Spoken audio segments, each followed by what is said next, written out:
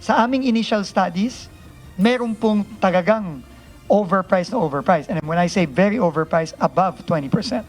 Meron po mas mababa sa 20%. Meron po ako nakita lampas 30%. Natuklasan ng Department of Public Works and ng kanilang ahensya na overpriced o higit na mataas ang presyo kaysa nararapat. Kasabay ito ng pag-aaral ni Secretary Vince Dizon sa panukalang budget ng DPWH sa gitna ng mga katiwalian, partikular na sa flood control projects ng pamahalaan. Sa pagdinig ng Senate Committee on Finance para sa 2026 budget ng DPWH, inilahad ng kalihim na magkakaiba ang presyo ng mga materyales sa bawat rehiyon. Natutunan ko lang din po ito nung pagpasok ko sa DPWH several weeks ago na ang presyo po ng mga materyales, simento, bakal at iba pa ay iba-iba kada rehiyon.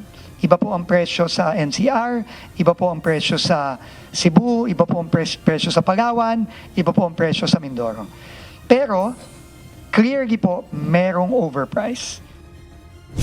Iminungkahi naman ni Senador Loren Legarda ang isang hakbang na magsisilbing pansamantalang reforma para sa pagtatama ng mga sistema sa DPWH.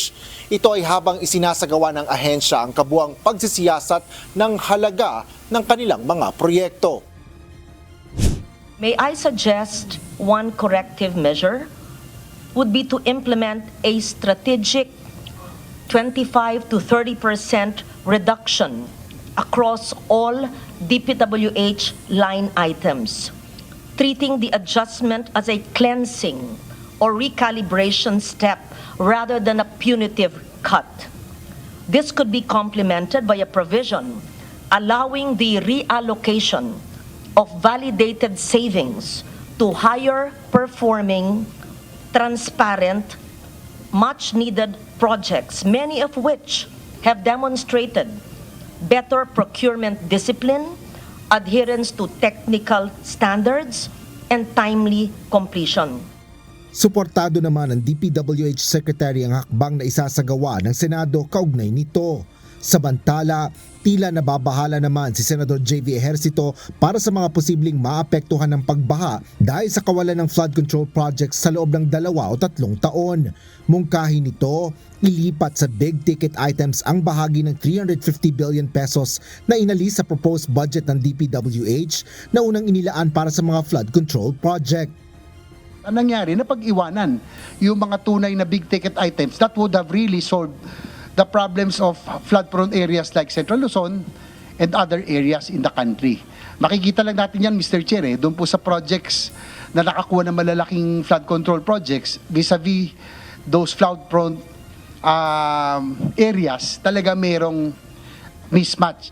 Sinabi naman ni Secretary Dizon na suportado niya ang proyekto lalo na at binubuo na ang master plan nito.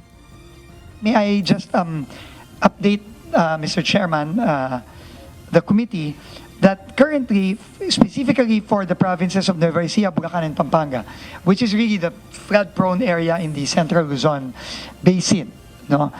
There is an ongoing Central Luzon Floodway detailed engineering design project. This is funded by the Asian Development Bank. Hindi pa po ito tapos, ongoing po ito. Matatapos po ito August 2026. So, DED na po yun. Detailed engineering na po yan. Asher Kadapan Jr., UNTV News and Rescue. Diyos ang aming sandigan, serbisyo publiko ang aming pinahalagahan.